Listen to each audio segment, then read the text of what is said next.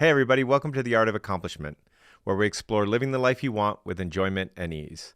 Today we have a coaching session for you, and it's all about money.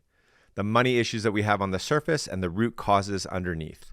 Bobby Hobert joins us today for this coaching session, and it is intense, so don't forget to breathe. Joe, one thing that's been on my mind recently a lot is abundance and really trying to call in financial consistency with my business. I left my job at the top of January to go all into my coaching business. This has been in the works, I would say, over the last 7-8 years, graduating college in 2016, going down this self-development path, driving Uber full-time for 3.5 years while building the first podcast, then pivoting, working at Liquid IV full-time while continuing to build my podcast, my brand, and continuing to challenge myself to grow. And it finally came to a point where it was like, it felt now or never. I need to take this step. And I left my career at the top of January with some runway. And this year it has been just as I'm sure you've seen in your career, the clients that you've coached, it's been a roller coaster of emotions.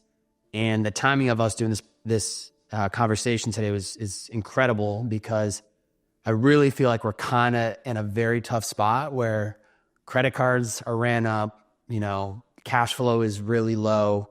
We're looking into maybe having to liquidate stock market stuff to just get by. And I'd love to just explore, are there limiting beliefs of mine? Like, I feel like there's internal things that are blocking me. I see the value that I bring. I see it in the interactions that I have with people or clients. And I just want to set the frame of just even that's what I'm bringing into today's call. And from there, I'd love to just kind of see where we go, or just anything that you can pull for me or challenge me that may help edge me and correct me in the right direction.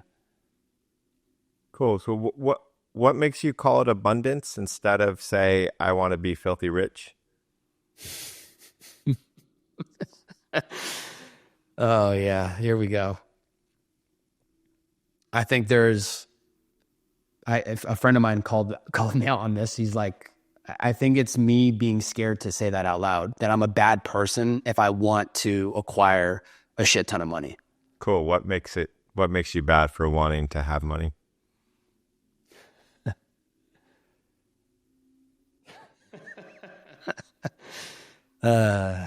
What makes me bad for wanting?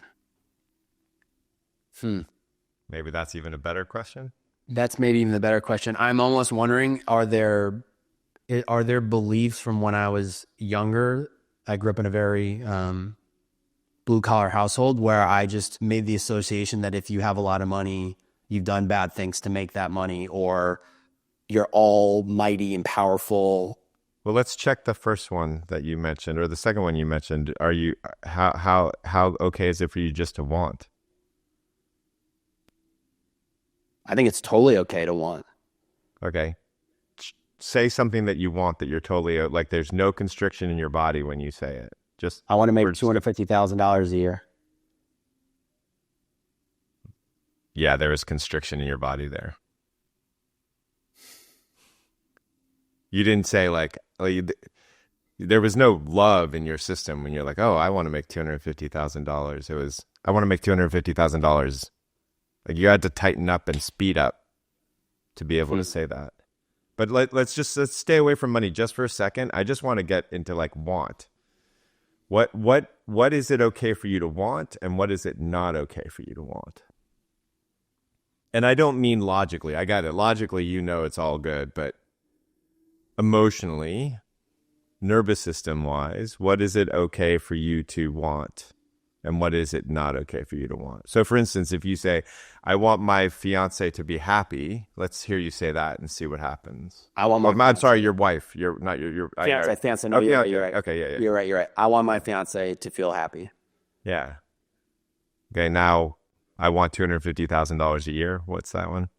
I want $250,000 a year. Okay. How is it? How are those two things different? Even me saying it the second time, I'm catching myself trying to be more gentle and calming and loving. So it's not even fair for me on that second take. Yep. But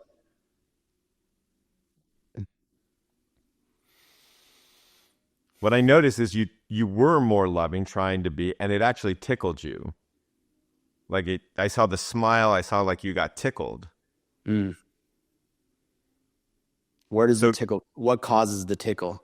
yeah, we'll get there in a second. So so so the question is just generally, what are you allowed to want, and what are you not allowed to want? If you had to guess and categorize, I want to. Are we talking like emotionally? just across the board, if you had to say it's okay for me, for instance, it's okay for me to want good things for other people, it's not okay for me to want good things for myself, or it's okay for me to want emotional stuff, but it's not okay for me to want financial stuff, or Mm. like if you had to categorize what it's okay for you to want and what it's not okay for you to want, how would you do that? Hmm. It's okay for me to want to help change the world. It's not okay for me to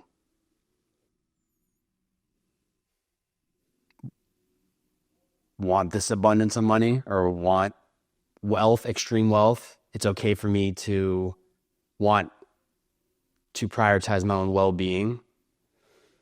It's not okay for me to hmm, Yeah, it's tricky, right? So it's I'm just going really to take a tricky. shot in the dark, or it's not really, but we're going to call it a shot in the dark. So who was the parent that you had to emotionally take care of when you were like, who were the people? Maybe it was a kid, but a younger kid, but somewhere you were taught that your job was to take care of somebody instead of yourself, is my guess. Who or what was that? Hmm.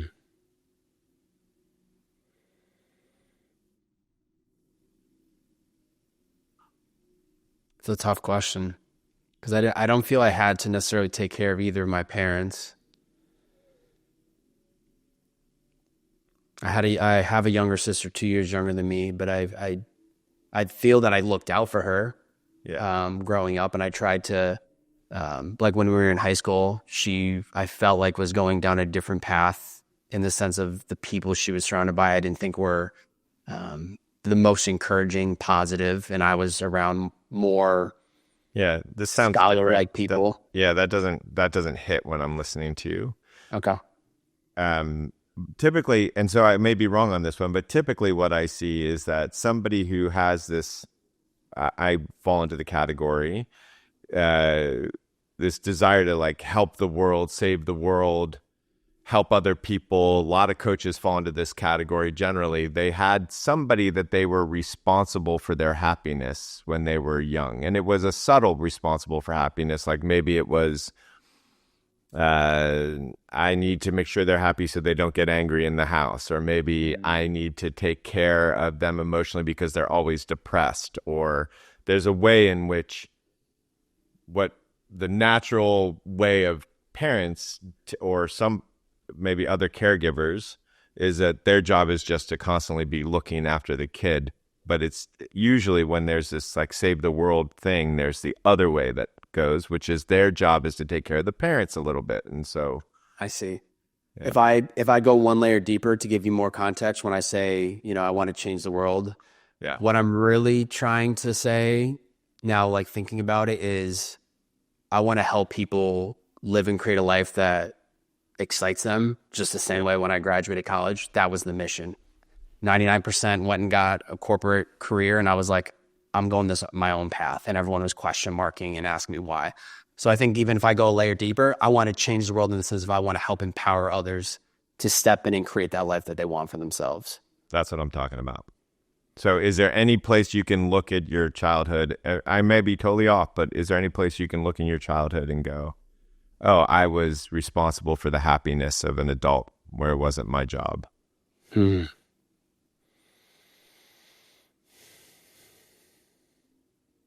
And I want to just acknowledge this could be a very hard thing to do in a public podcast because oftentimes people feel like they're criticizing their parents, which is not what's actually, yeah. I'll be honest with you, Joe, even this being recorded, it's, I feel extremely comfortable with sharing whatever comes up. I'm just really trying to be mindful and think about, is there a moment or am I just completely disregarding it? Yeah, this wouldn't be a moment. This would be like a habit. Yeah. Not like it would be it would be something that was consistent. Yeah. I want to say because nothing is coming up that I don't think that's the case. Yeah. We'll Only explore. Let me explore in a couple other ways just to be great quick about it. How often were you called selfish growing as a up. kid? Yeah.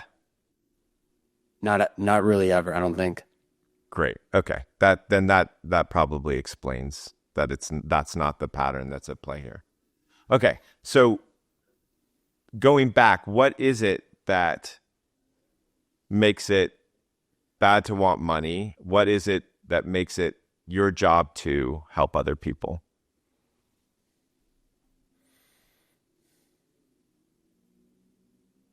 So right now you're in your head. Can you bring yourself down into your heart and belly? Like just like bring your whole body online as answering the questions. Yeah.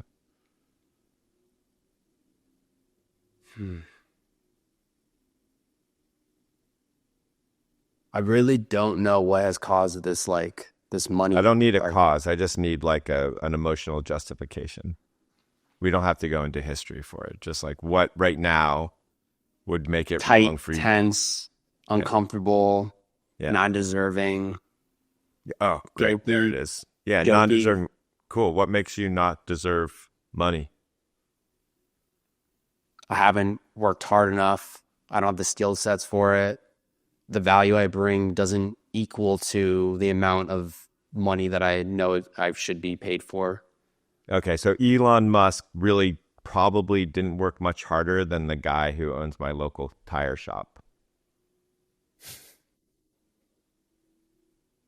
Like, What allows you? can you point to any place in the world where somebody's financial gain is deserved by or lack of financial gain is deserved by how much effort they put in? No. Okay. What separates Elon from the local guy at the tire shop? Yeah, that's a great question. There's probably several things, but let's not worry about him. Let's Yeah, be yeah, solely yeah. focused on you. So so what makes it that you have to add value to be deserving? And I assume this goes across multiple planes of your life, right? I'm assuming that like getting love from your fiance means that you have to have a certain amount of value taking care of her, Hmm. whatever. So what makes that transaction? Again, you're kind of in your head. Let's take you out of the head. Just look at me and say, Joe, you need to add value for me to love you. Joe, Joe, you need to add value to love me. No, for you to love me. Joe, you need to add value to love me. The other way. Joe, you need to add value if you want my love. Oh, I see. Joe, you need to add value if you want my love. Yeah. How'd that feel? Um, Not true. Yeah. So what makes it true for you? Uh, I don't know. If you had to guess. If you had to guess, what makes it that you have to add value? You have to get effort to get good things in the world.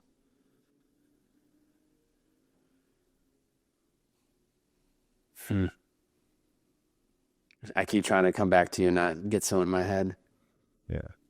So imagine you have a kid, your fiance, and you get married, you have a kid, the kid pops out, you look at the kid and you're like, I'm not going to love you till you add some value. Mm. No, that's a dagger. Yeah. I can feel that. Yeah. Yeah. So imagine that kid grows up with that dagger. How are they going to be at making money or having abundance, whatever the word is? Yeah, I said abundance. Um, Abundance is a great word. I the reason I mentioned the abundance is just typically it means guilt over having money. wow. Yeah, that kid would be raised in a not like, and it feels like he would be a very needy person in the world. Right. Always selfish, being selfish for sure. And how do you think, how hard is it for a coach to get clients if they have that like sniff of neediness as compared to? It's extremely hard. The times when the energy feels needy, Yeah. it doesn't come. And the moments when I'm completely surrendered and just Yeah. non-attached, it flows. Right. But if I you're saying my value is based on whether this person, then it's hard really not to be needy.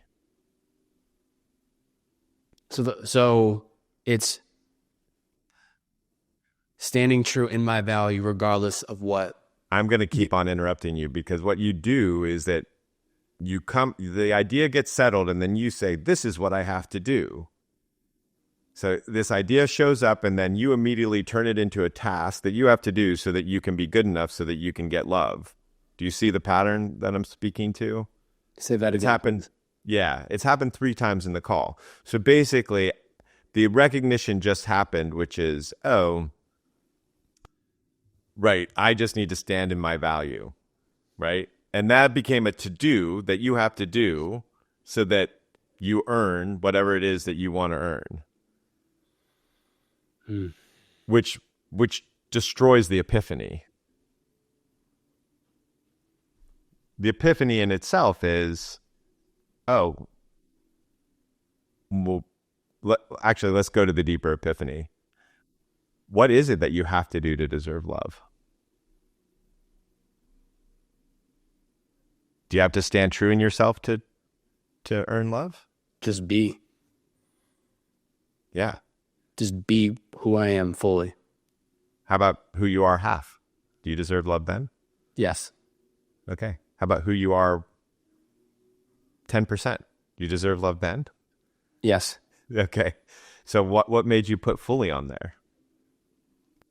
That became another task that you had to do, an almost impossible task, frankly. You're setting up these massive hurdles for you to get love. So what makes you scared of it? What makes you scared of love? What makes you scared of abundance? What makes you scared of making a fuck ton of money? Because you keep on creating these massive walls to get there. Oh, man, this is good. In your head again. You've been trying to think your way out of this for at least 5 years, if not 25. I've always been super self-critical. Yeah. My mom has always said that to me. You are your biggest critic.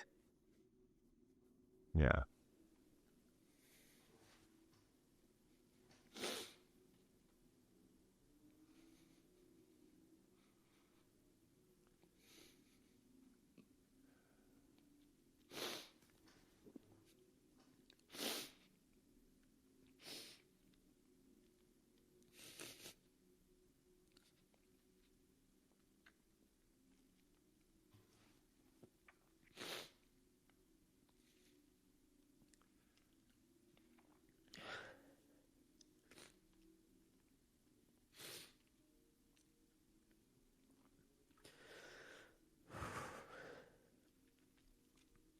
I don't. Is it happening right now? I see the sadness, but is the criticism also happening? No, it's I just don't know why I put so much weight on my shoulders. Yeah. Like a ton. Yeah, clearly. And it feels like it's been on me since when I graduated. Yeah. But I have to prove to myself. I need to prove to others. Yeah. And then that weight you supplement with this high positive, I've got it. We're going. We're da-da. Yeah. Delusional optimist. Yeah. Which is really another form of undermining yourself. Is another form of undermining. Yeah, yeah. I know that's a weird thing, but you can do it means I don't actually believe you can do it. Like if you're like Bill Gates, you can do it. You can make $200, Bill. You can do it. You'd never fucking say that.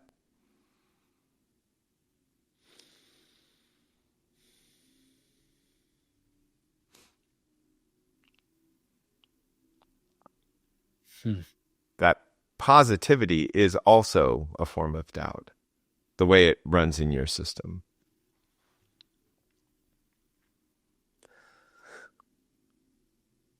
So is it being less positive? Is it being less optimistic? Is it being more realistic? Or You're trying to find your task list yeah, so that you can do the thing, so yes. that you can earn the thing.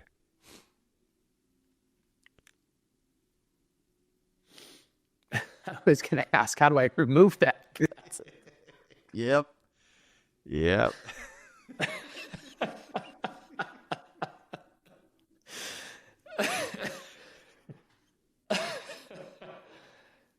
Uh, Yeah.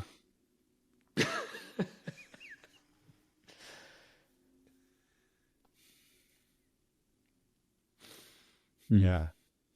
So if there's nothing you can do, what's left?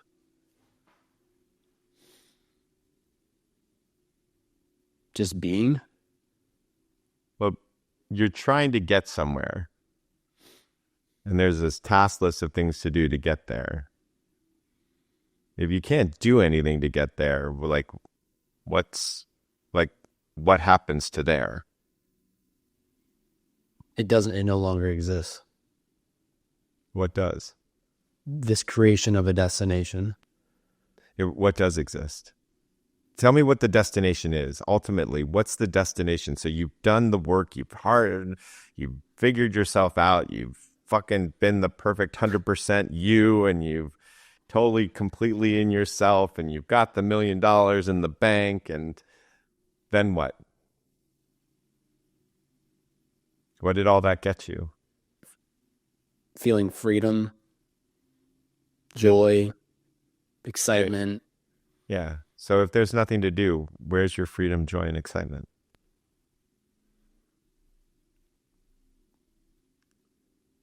Being felt into right now. How does freedom, joy, and excitement attract customers, attract coaching folks? How does it attract money?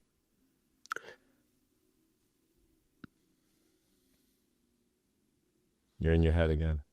Mm-hmm. Like, just feel the freedom, joy, and excitement you have, and just see what does that feel like? Lighter, Yeah. playful, Yeah. non-attachment, Yeah. So even surrender. here, I'm going to fuck with you. Even here, there's a little bit of trying in what you're saying. Trying, it's like you're trying to make it real or something. There's either freedom here or there's not freedom here. There's no trying that's required. So what, like, right now, are you free or are you not free? I feel very tense. Yeah. Maybe if I wasn't on this call with you, maybe I would feel a little bit more free. But Yeah. right now, I feel Even a little bit more free is not freedom. But I'm not talking about freedom to feeling. I'm just saying, like, right now, are you free? Technically. Yes. So explain that to me. Explain how technically you're free right now. I'm choosing to be on this call with you, and after this call, it's the canvas is mine to paint for the rest of the day. That to me would be freedom. Yeah. Has there ever been a day in your life where the canvas hasn't been free for you to paint for the rest of the day? Like, is there ever been a time where you don't get to choose? If I didn't feel like was able to choose when I was working full time. Didn't feel like it, but I were didn't you? feel like it. But were you? But I still had the choice. Yeah. At Crazy. the end of the day, I still could choose. Yeah. Yeah. Do you ever perceive any moment in the rest of your life where your freedom isn't going to have consequences? Like getting fired or not making money or pissing off somebody or letting your kid down or It will always have consequences. So how can you be free if there's always consequences? I don't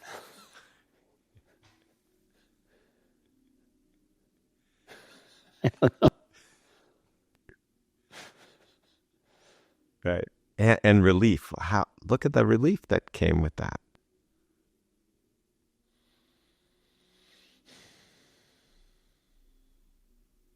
The idea of freedom that you've been living with is yet another hurdle that you've given to yourself that you have to jump. I want to let go of the hurdles. I know that I don't need external things to feel these emotions. I can feel them right here, right now. And I've been really deep into Joe Dispenza's work over the last 3 months, and it's made it tangible understanding for me. But it's like, I've always known I don't need these validation things to feel the way I want to feel. But I create the hurdles. Yeah. I feel good, and then some reason in my mind, the hurdle gets presented 3 hours later. Yeah.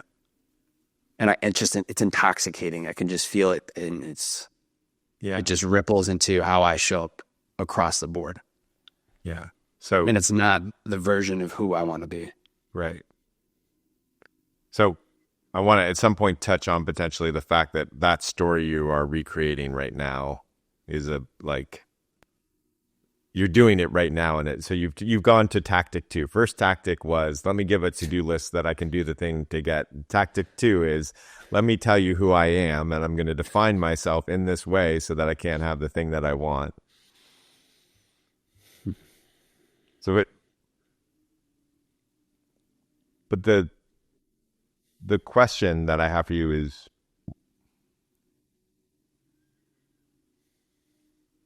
what makes you scared of this good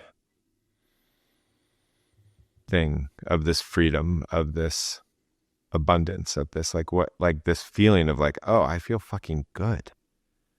You have it, and then you immediately create something to stop it. What's the thing that makes that scary to feel? That something's going to get in the way and create the hurdle. That I will no longer feel it. That's true. The valve will get turned, and all what I'm feeling is now gone. That's what's going to happen for sure. There is nobody ever of any time in any ilk, no matter what the crazy mythology behind it is, that went, oh, and now I feel great for the rest of my life.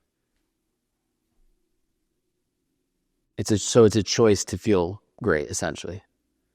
No, what I'm saying is nobody gets to feel great all the time. It's always a pendulation between states. There is no permanent state.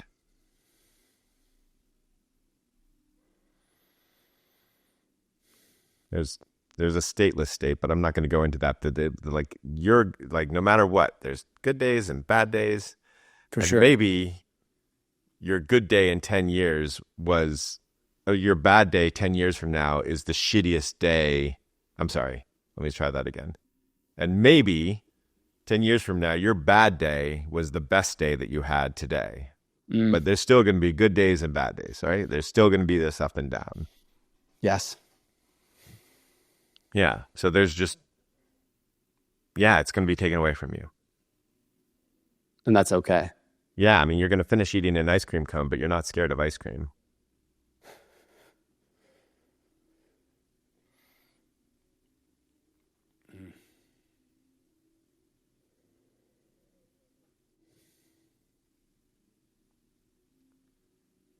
You have an idea about it being taken away that makes the taking away not sweet.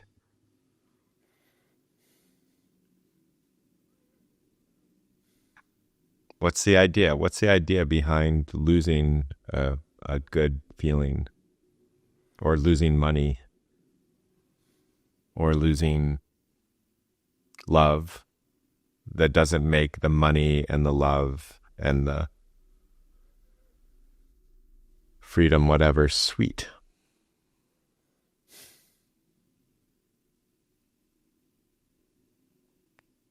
I don't know. If you had to guess. Whole body guess, not just brain guess. Can you ask that one more time? Yeah. What makes it that losing the thing that makes you feel good doesn't make the thing that makes you feel good sweeter?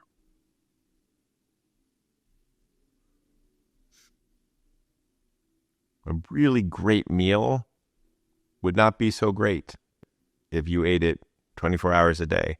So true.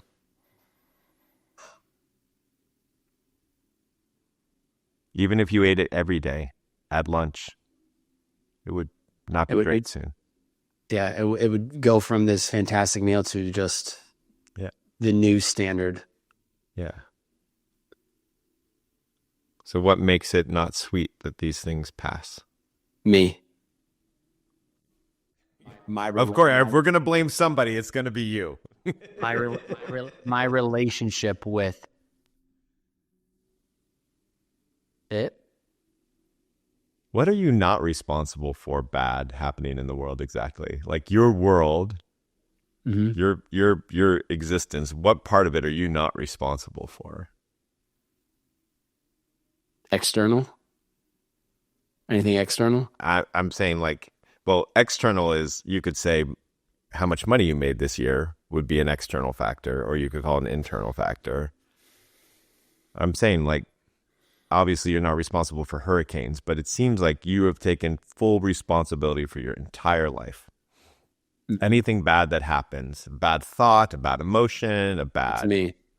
it's you. I'm not saying it isn't true, but imagine for a second that you were completely not responsible for any of it.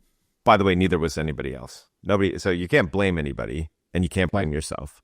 Okay. What does that do? If you do that mental experiment, what does that do to your consciousness? It just feels like I'm walking in sunshine. I feel okay. I feel bliss, Yeah. pure happiness, joy. Yeah. I don't want to keep saying it. I feel like pressure alleviated off my shoulders, but Yeah. there's not this weight on my chest. Yeah. So prove to me that you're responsible. We'll track it right down to its root. You're responsible for not making money because of what?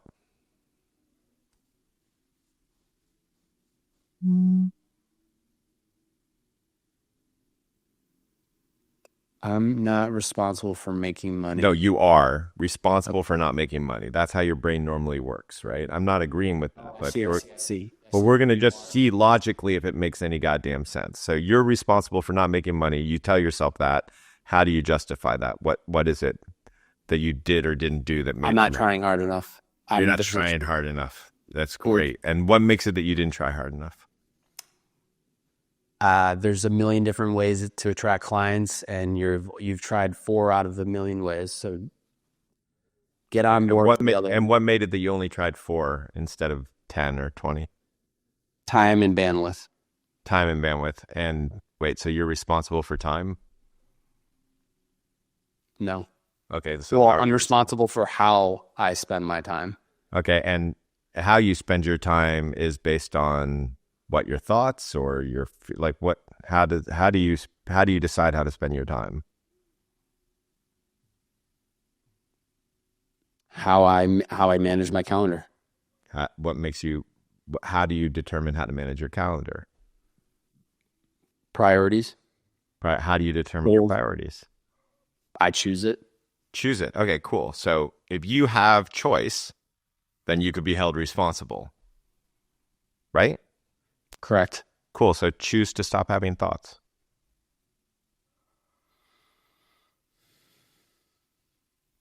I can't, though. But yeah, exactly. You can't even choose what thought to have next. Mm-mm. So your whole prioritization scheme that led to the time management, that led to you not doing 6 and doing 6 instead of 4 or whatever down that line, all comes from a thought that you can't control.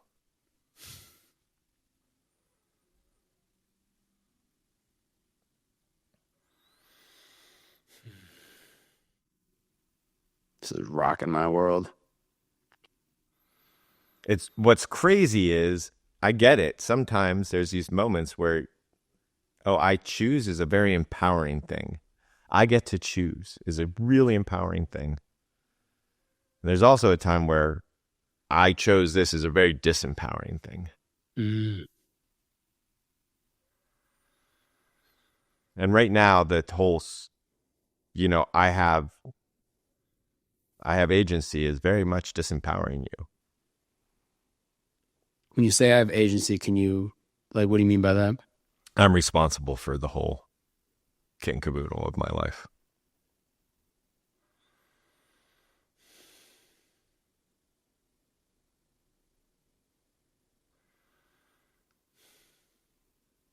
My mind just always wants to be like, so I wants to just spit back the tasks, change this, do that. Everything you keep saying, my mind wants to go there.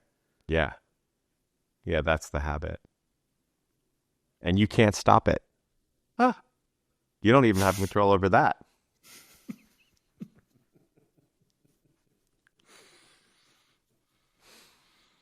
Right?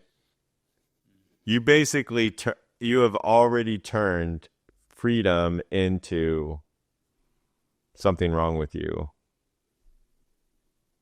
I have this freedom, this joy, this ease of I don't have to be responsible for everything. And now I'm responsible for the fact that my brain is telling me I'm responsible for shit. You've just gone meta.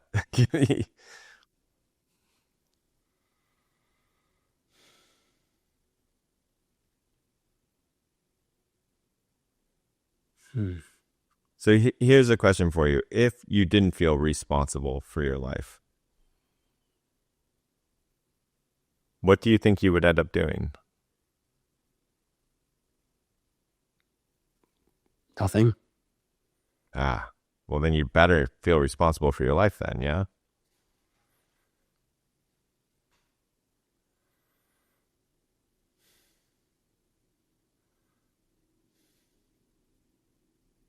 Because if I'm not choosing, which would be taking responsibility, then I'm just floating. It almost feels like. Yeah. So when you were 7 years old, did you do nothing? No. So how did shit get done then? Without this sense of responsibility to make the life and that you're responsible for every aspect of your life. How did that happen? I mean, it was, the word is just like playful and curiosity at 7, right? Like there's absolutely no, like the food is on the table. How do I want to, do I want to go kick the soccer ball? Do I want to ride the bicycle? Yeah, exactly. So you just experienced something that you called bliss, joy. Like, oh, it feels like, oh, that whole thing. So somehow that's going to make you stagnant. But it didn't when you were a kid. That level of freedom. But somehow the idea of I'm responsible for my entire life, that burden is going to make you productive, even though it's for the last 5 years made you stagnant.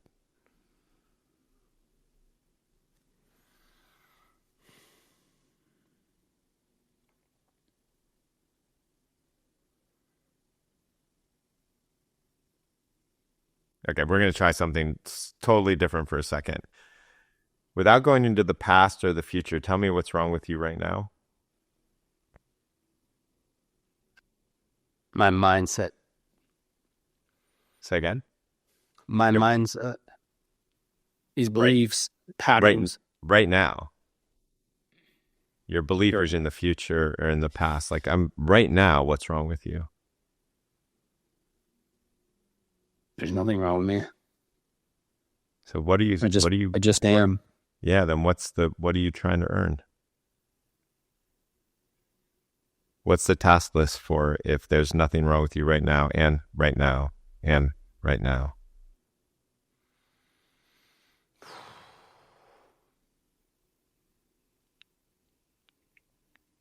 there's no task list. There's just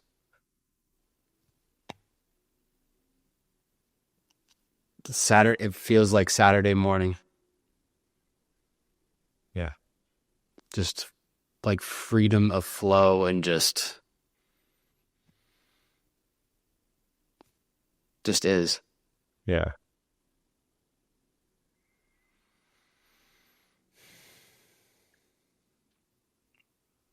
Even trying to keep it is a task list. Keep that feeling. Mm-hmm. Even that is a subtle move to build a wall that you have to jump. Would you so or is what you're trying to say is coming back to just pure presence? But then that would be a task list. Now I have to be purely present to be happier.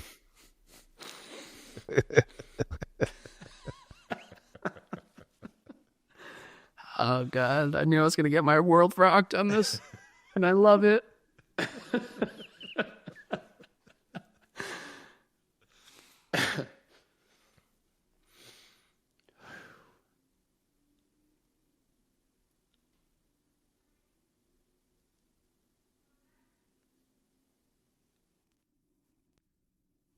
I feel like it's a sense of slowing down.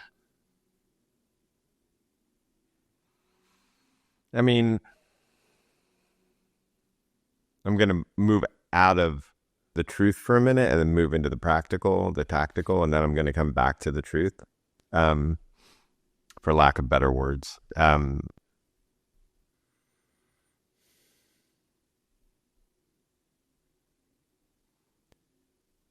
If you're looking for something that you need to do, the most important thing is to get in touch with what's true. So to say, I need to be present isn't true. You don't need to be present. I want to be true. Is that different? I mean, like, what's the truth right now? Are you present? I feel very present. Yeah. Can you imagine a time when you could say, I know this sounds weird, but like, if you really stopped and said, am I present right now? Would you ever be able to say no? No. Right? Because we're always present. I mean, that's the definition of it. So getting in touch with what's true is a far more effective tool than telling yourself you have to be a certain way. But what if what is true is not? Give me an example. Right now, you're free. Right now, you're present. Hmm. Right now, you don't have to do anything to earn love. Right now, you have enough.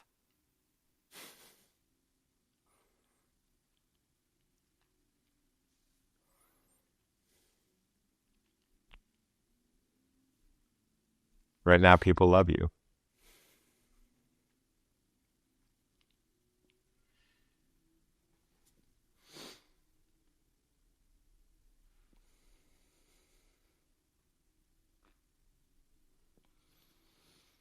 Right now, you're loving yourself.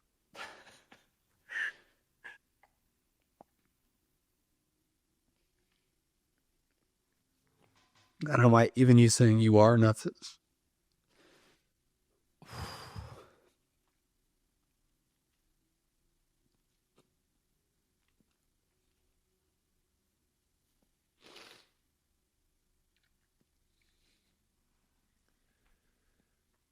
It just hits home.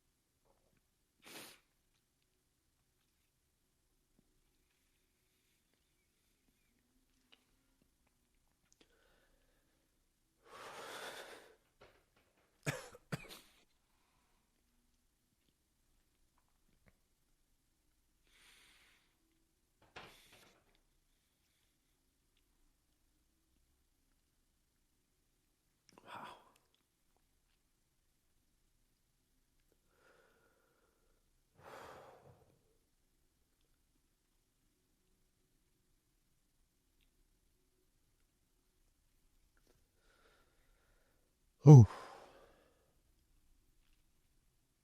So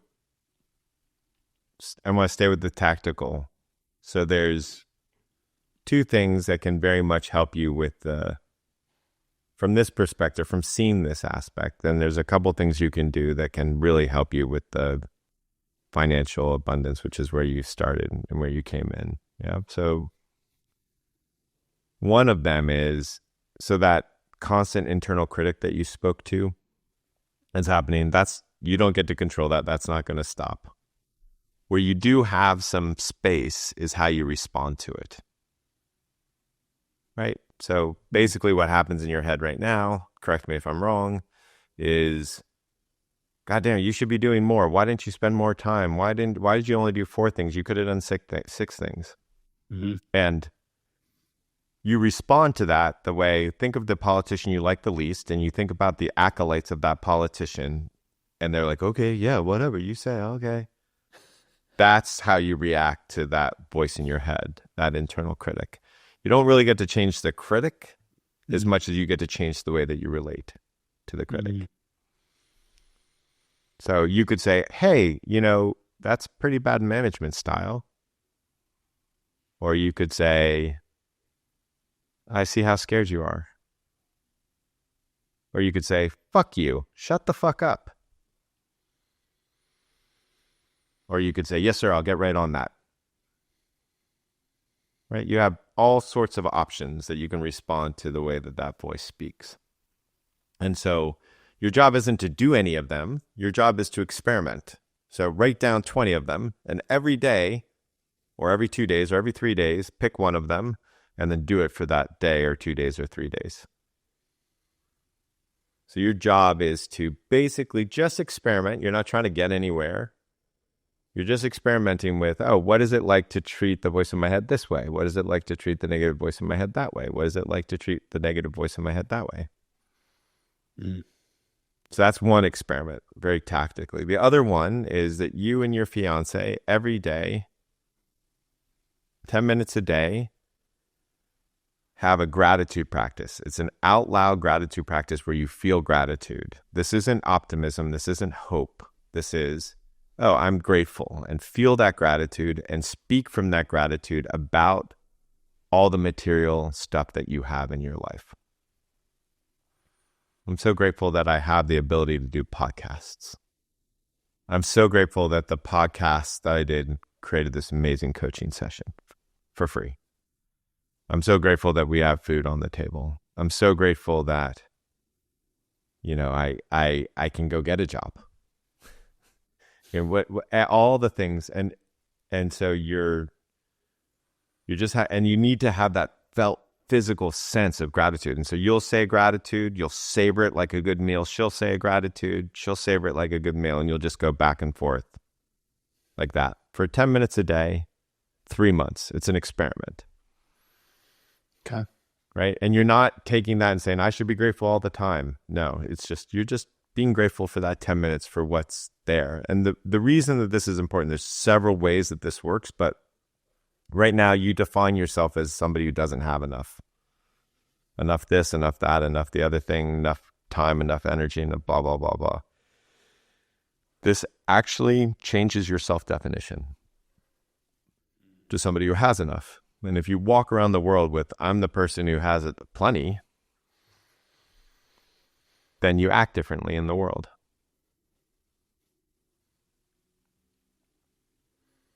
Mm. So those are just 2 practical things that you can take away from this. But it's really important. You're not doing these to get better. You're doing these as experiments. Yeah. As soon as you do them to get better, they will have no effect that you want in your life.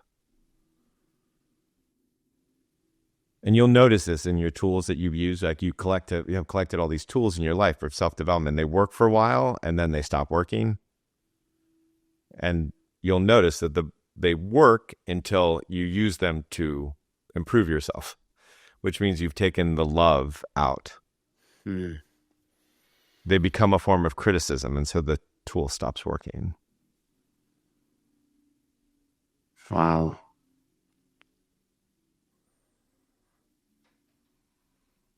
I'm so happy you said that part because the version of me would have went to start the gratitude Yeah. to get to the marker. Yeah. It wouldn't have worked. Right. That's yeah. That's a If we common can't, theme.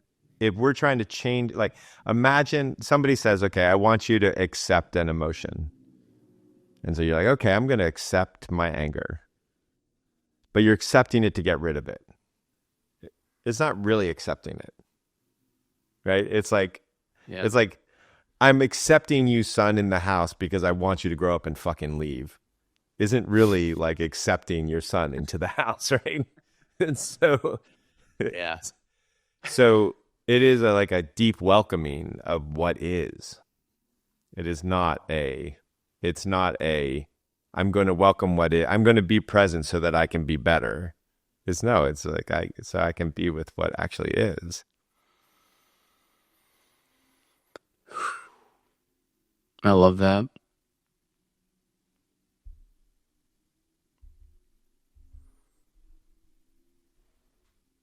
Experimenting and the gratitude. Yeah. I was checking time. Yeah. Time just kind of disappears. So I'm like, where, where are we? It does. Yeah, it sure does. Yeah. Yeah. Yeah. So back to the truth. So I told you I was going to go tactical, and now I'm just kind of go back to the truth. Like, I gave you like a little, like, what's looking out behind your eyes right now? I don't need an answer. I just want you to get in touch with it.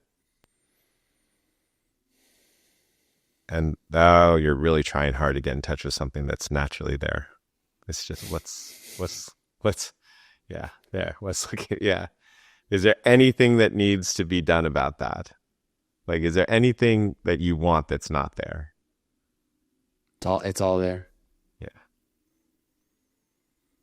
And there'll never be a moment in time in your life where that's not the case. Hmm.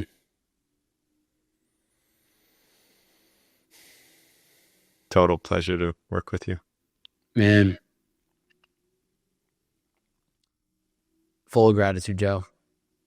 This is I didn't know where this combo was going to go, and I intentionally didn't do too much brainstorming or creating some expectation. I just knew when this got booked that something magical will happen, and we're just going to let it ride based on where we're at. But I just want to say I am so grateful of you, so grateful for this conversation, grateful for how those that do get a chance to listen, how this may be directly relatable for where they're at and some of the things they're working through. But So hold on a second. I'm because I can't get out of the coaching thing. I really appreciative of all that, but can you do that and feel it?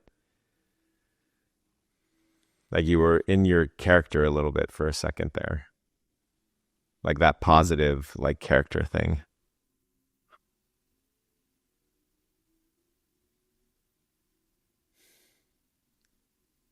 Yeah, I feel that now. You don't even have to say a word, man.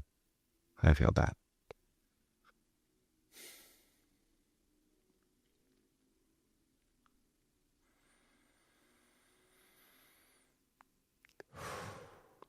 That I want to coach me. That other thing I want fucking nothing to do with.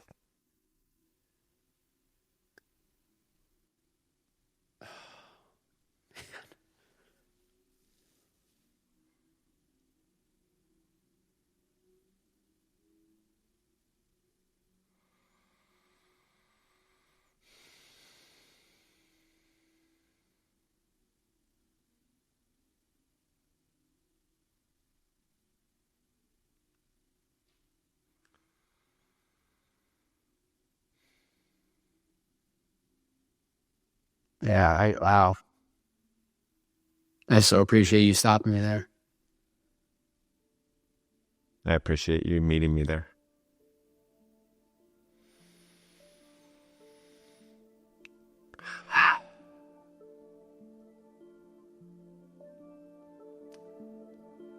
I'll have all your socials linked up below. But are there any final thoughts? Because I want you to have the last words, Joe. No, dude, I want that ended just where it ended. I want it. Yeah, that's all. And yeah. I'll stop it right there. Okay, everybody, thanks for watching. I hope you got a ton out of it. If you want to find out more, come to artofaccomplishment.com, sign up for a free course, or follow me at FU Joe Hudson on X, or just hit subscribe.